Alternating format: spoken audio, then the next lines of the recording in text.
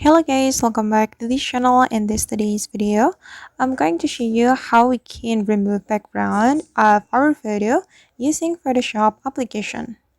Alright, let's get into it. First thing first, we can open our Photoshop application on our mobile phone. And after we have our Photoshop application opened, we can choose a photo we want to remove the background on. For example, I'm going to remove the background of this photo. So I'm going to click on it.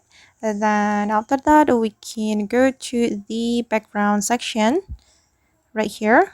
You can select background and you just need to click on actions, then tap on remove.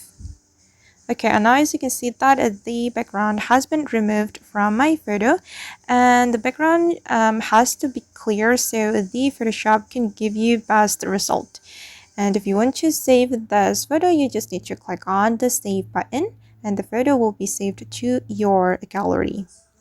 Alright guys, and that's how we can remove background in Photoshop mobile application.